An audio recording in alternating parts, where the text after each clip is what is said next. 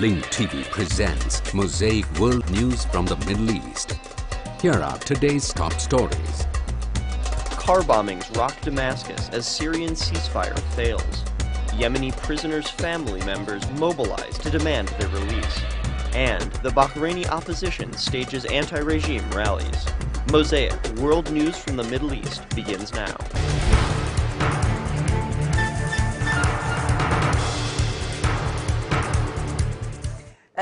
From Russia, the United Nations and Arab League envoy to Syria, Lakhdar Brahimi, confirmed his determination to work on decreasing the level of violence in Syria, as Moscow is calling for dialogue between the two conflicting sides. After military events in Syria proved the failure of what was called a ceasefire, or a supposed truce during Eid al-Adha, the United Nations and Arab League envoy Lakhdar Brahimi flew to Moscow to meet Russian Foreign Minister Sergei Lavrov in an attempt to revive a truce that died in its infancy. During a joint press conference, the two sides expressed deep regret that the truce didn't succeed. Brahimi said this failure won't discourage his determination to continue his efforts for peace, indicating that the United Nations doesn't have immediate plans to send peacekeeping forces to Syria. What we need in Syria is what we need in other countries in the region. Real change, not cosmetic change. True reforms and not cosmetic ones. We must work so this change comes from Syrians. We will strive to continue working in cooperation with all sides to decrease the level of violence in order to end it. We must pressure the government and the opposition to send balanced signals to the two sides. We must not take sides, which allows the violence to continue, but we must convince them to stop shooting and move toward a political dialogue. I thank Brahimi for the efforts he's making in order to find a solution. Lavrov was disappointed that the Geneva communiqué was not fulfilled at the Security Council. In Damascus, a car bomb was detonated in Jaramana as warplanes raided Harasta. On the fourth day of Eid, and after accusations of breaking the truce by both the regime and the opposition with military operations, Jaramana, one of the Syrian capital suburbs, woke up to the scene of a booby-trapped car bombing that led to the death of more than 11 people, including women and children. In addition, a large number of people were injured and property damage was reported. The Syrian television channel's Breaking News reported a terrorist booby-trapped car bombing in al-Adha Street next to a bakery in Jaramana.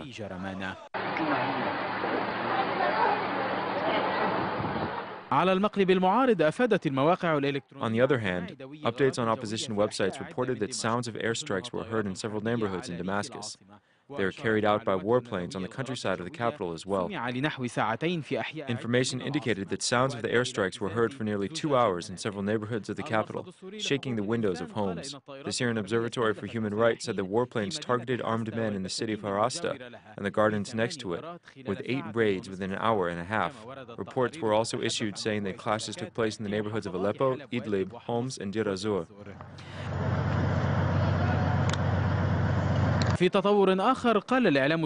another development, Turkish media said a Syrian shell fell on the village of Besh Aslan in the southern province of Hatay, which pushed Turkish forces to respond. Politically, UN Secretary General Ban Ki-moon expressed his great disappointment that the Syrian rivals failed to commit to the Eid al-Adha holiday truce. In the South Korean capital, Seoul, Ban Ki-moon stated, quote, "I feel deep disappointment because the sides failed to respect the call to halt the fighting."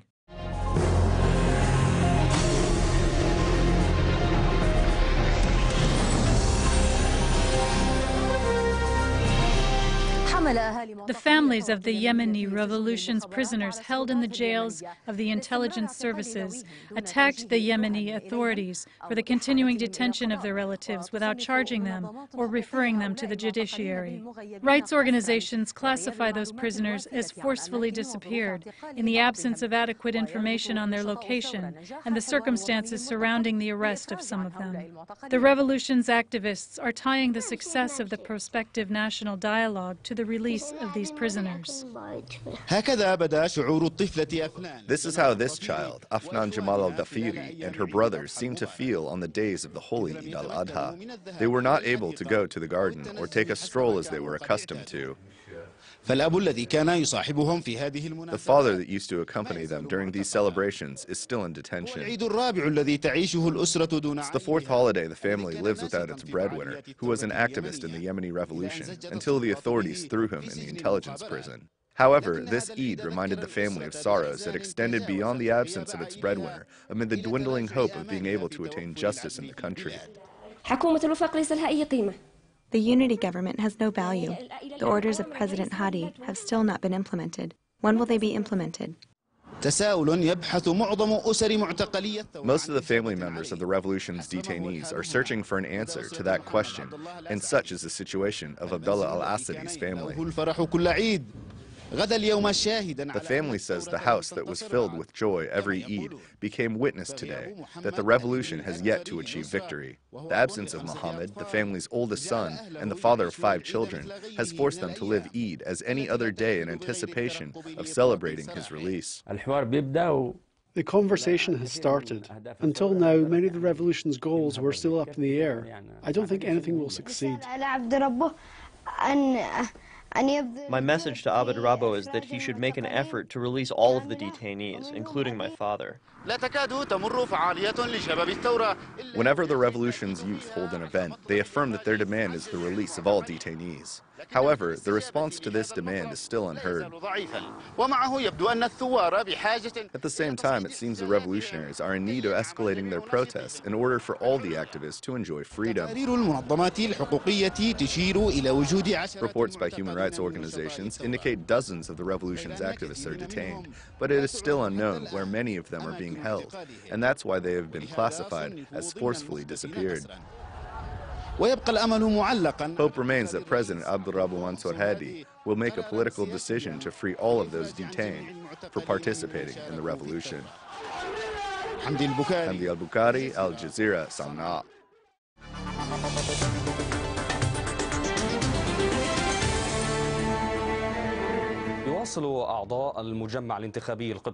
Members of the Coptic Electoral College are continuing the vote to narrow the number of candidates for the next Pope of the Egyptian Coptic Church from 5 to 3. The Pope will be chosen in the final stage through a draw between the winners of this election. These are the final preparations before holding elections to choose the third successor of Pope Shenouda III to head the Coptic Orthodox Church. According to the ballot that was issued by the Church, the 5 candidates for the papal seat are, in the order listed, Father Pachomios al-Syriani, born in 1963 in Aswan province.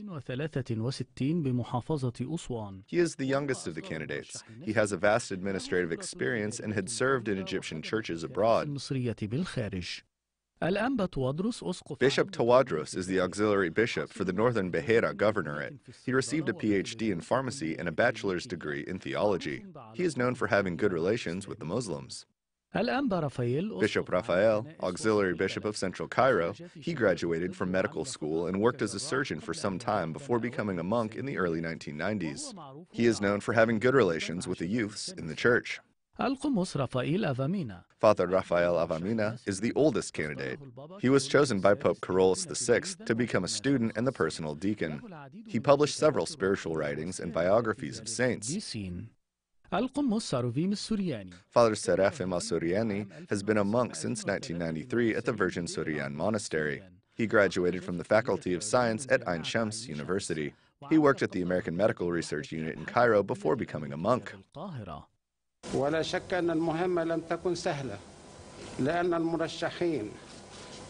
There's no doubt that the mission is not easy because the candidates are virtuous fathers of bishops, archbishops and monks. The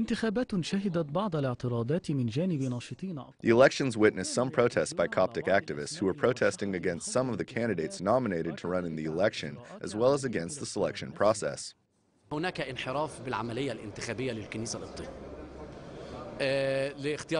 There is a perversion in the election process in the Coptic Church to choose the Pope because it was certain people were directed to elect their archbishops. The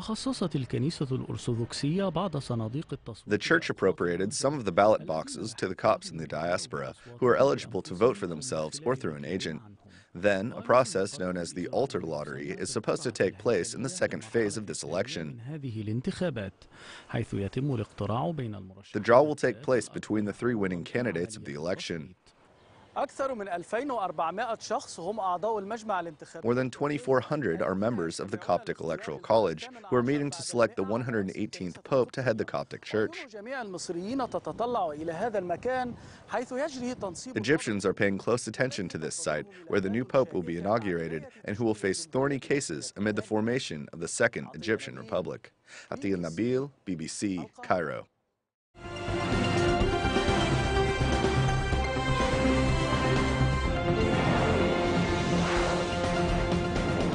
Protesters in Bahrain once again take to the streets despite the regime's brutal crackdown.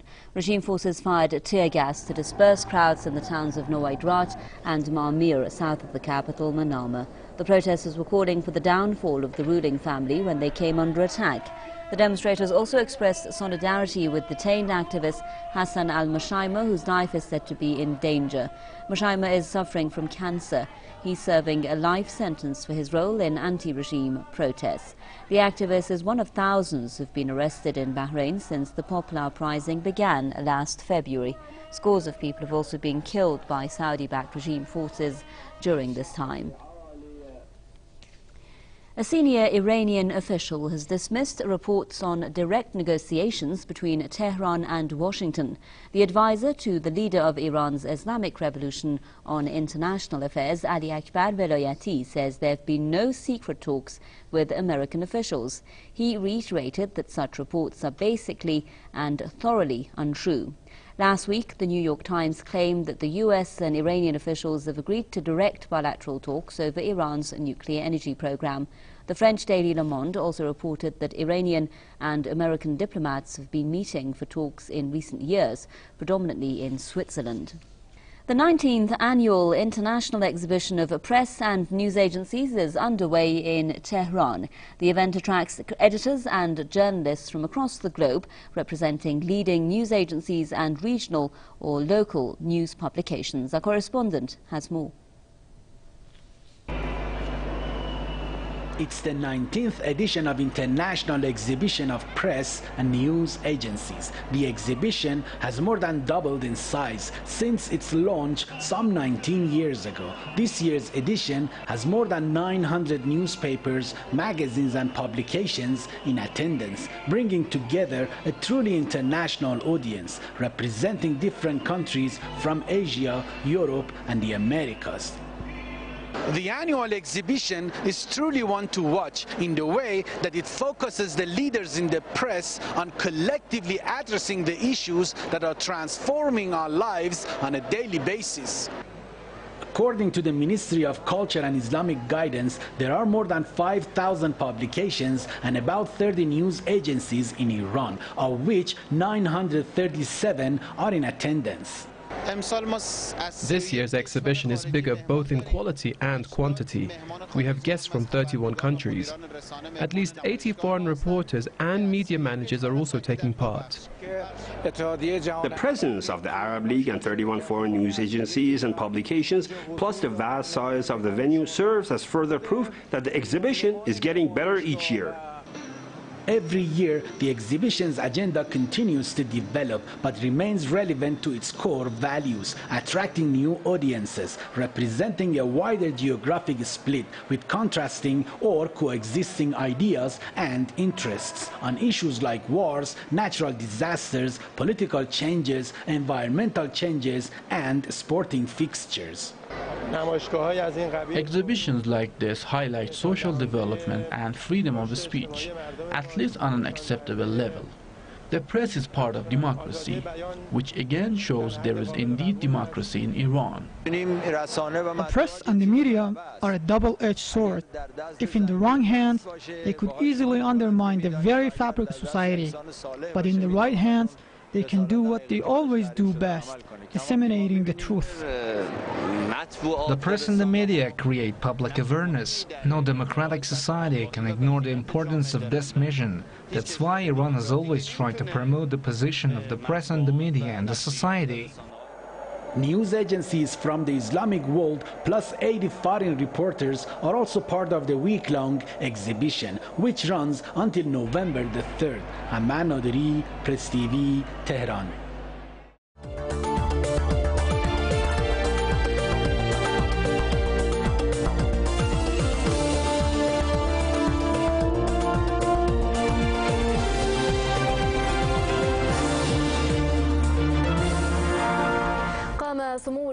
Foreign Minister Sheikh Abdullah bin Zayed Al Nahyan, British Foreign Minister William Hague, and Interior Minister of Pakistan Rehman Malik visited the Queen Elizabeth Hospital, where Pakistani girl Malala Yousafzai is being treated after surviving an assassination attempt by the Pakistani Taliban. سموه أكد أن شعب الإمارات شعر بالهلع لما حدث لملالة، وهذا ما دفع لنقلها إلى بريطانيا لتلقي العناية الطبية، كما نقل تمنيات الفريق أول سمو الشيخ His Highness Sheikh Mohammed bin Zayed Al Nahyan, the Crown Prince of Abu Dhabi, said the people of the Emirates were horrified over what happened to Malala, and this is what led to her transfer to Britain to receive medical care, as he delivered well wishes and a speedy recovery to her and greetings to her family. Once again, calm was shattered in the Gaza Strip. Israeli warplanes waged nighttime raids on the refugee camps of Al-Buraj, Hay al-Zaytun, and Beit Hanun. The raids caused financial damage and were preceded by rockets fired from Gaza that landed inside the 1948 borders. Those rockets came in response to raids waged by the occupation's army on Gaza yesterday that left a Palestinian from Al-Qassam brigades dead.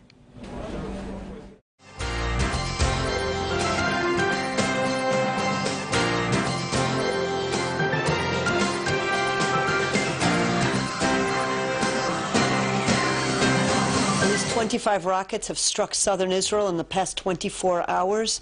Israel Air Force jets hit back at targets in the Gaza Strip overnight in an attempt to stop the missile fire.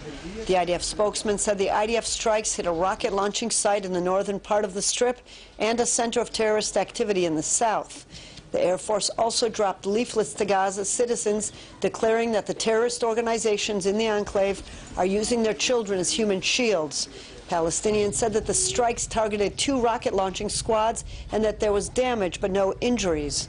In Beersheba, schools were reopened today after they were closed yesterday due to the firing of 3 long-range Grad missiles into the city the night before. As Israel deals with the incessant rocket and mortar barrages in the south, efforts are underway to drill defenses against a major rocket strike in the country's heartland with the help of the United States. The top American Armed Forces commander is in Israel to observe the ongoing large-scale joint exercise between the two countries. We get more from IBA's Aryeh O'Sullivan. An IDF honor guard received General Martin Dempsey, the chairman of the U.S. Joint Chiefs of Staff, at the military's general headquarters in Tel Aviv this afternoon. Dempsey was hosted by his Israeli counterpart, IDF Chief of Staff Benny Gantz. Dempsey was on the ground here to see firsthand the joint U.S.-Israeli drill, dubbed Austere Challenge 12, that has been focusing on the defense against rockets and artillery. Dempsey arrived last night at the start of his second trip to Israel this year. He met with Defense Minister Ehud Barak, and the two reportedly discussed, among other things, the potential Iranian nuclear threat. And I'm honored to be here and to see our soldiers working together as we always do, our airmen, our sailors, because this is a joint exercise that seeks to help us cooperate against not just long-range missiles, but rockets and artillery, and so I'm very excited about the opportunity. Dempsey, who is meeting at this moment with President Shimon Peres, confounded some Israeli leaders this past summer when he warned that the United States did not want to be complicit in an Israeli attack on Iran. The joint military exercise with the United States is the largest ever to be conducted by the two allies, with over 3,500 U.S. troops involved, including 1,000 here. The 3-week drill began last week and will be examining the interoperability between Israel's air defenses and the U.S. systems, including on Aegis-class cruisers in the Mediterranean Sea, equipped with radars that can pick up missile launches. We are glad to have General Dempsey here, visiting the Austere Challenge exercise, joint exercise of significant magnitude, to make sure that we know how to cooperate if need will arise in the area of anti-missile defense. The drill has been 2 years in planning and is estimated to cost the U.S. some $30 million and Israel $8 million. This is Ariel Sullivan for IBA News.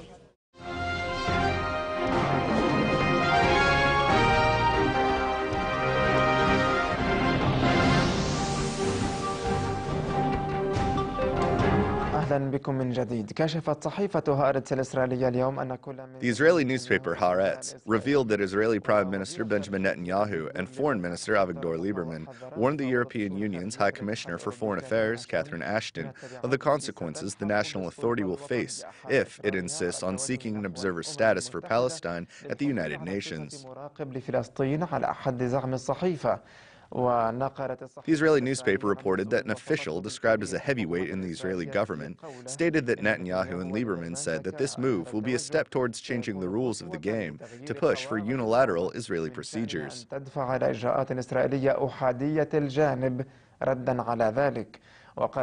newspaper quoted Lieberman saying that Israel will completely sever all collaboration with President Mahmoud Abbas, as it did with his predecessor, Yasser Arafat.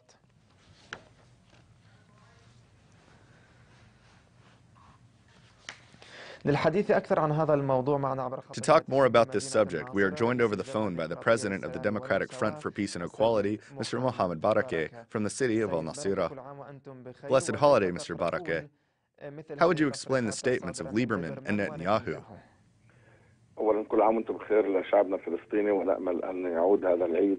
Greetings to you and to our Palestinian people. We hope to be able to celebrate this blessed holiday in a better environment and to embark on the path of ending the occupation and establishing our state. Lieberman and Netanyahu's statements are not surprising at all. We don't think one can rely on these two officials to launch any new political process. It seems that their alliance under one list in the upcoming elections of the Knesset, which will be held on January 22nd, is practically a declaration of war on any solution or peaceful settlement.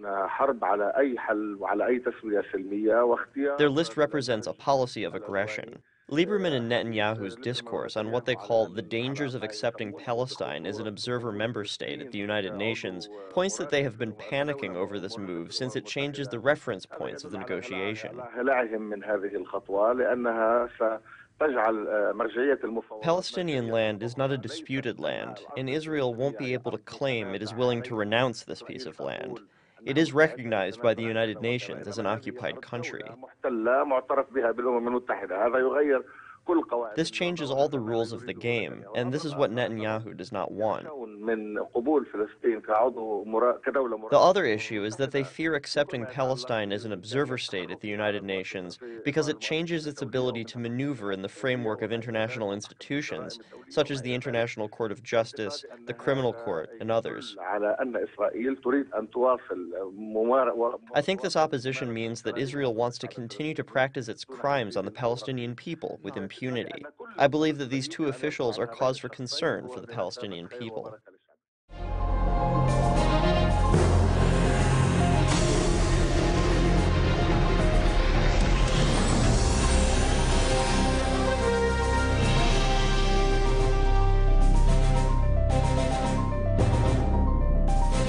The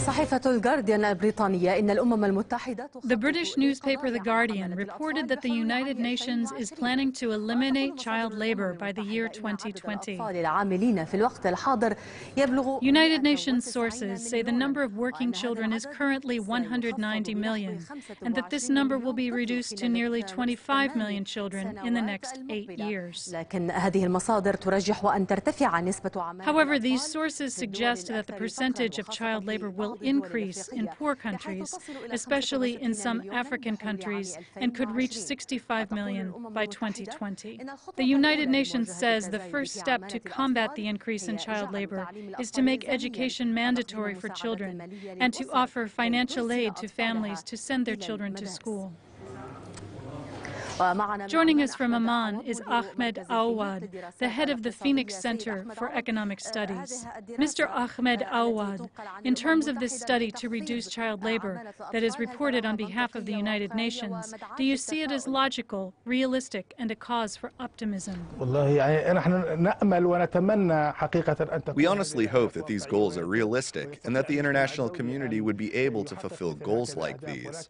However, the realities on the ground and the activities of some international economic organizations, as well as the nature of the development model and the economic policies that are implemented in countries where child labor is widespread, do not cause us to be optimistic because this number is very large. We cannot even trust these figures. Some institutions at the United Nations report that 190 million children are suffering from child labor, while the International Labour Organization reported 215 million children this year.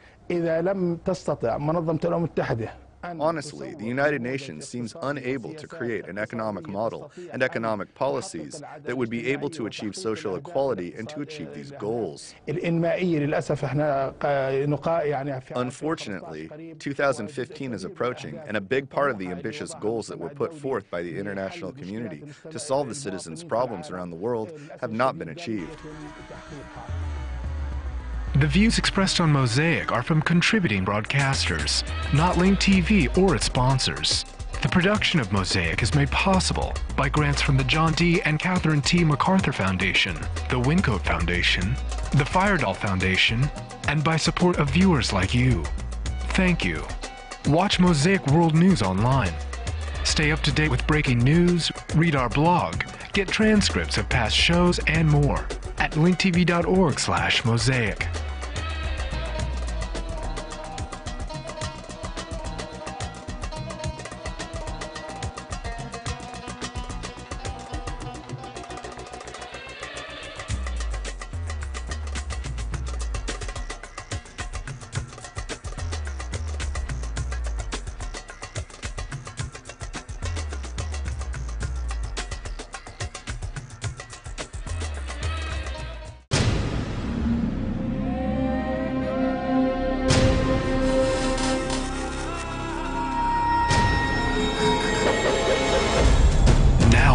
Airwaves, a global channel of uncompromising stories, world news, documentaries, entertainment, and culture. Link TV, connecting you to the world. For more information, visit linktv.org.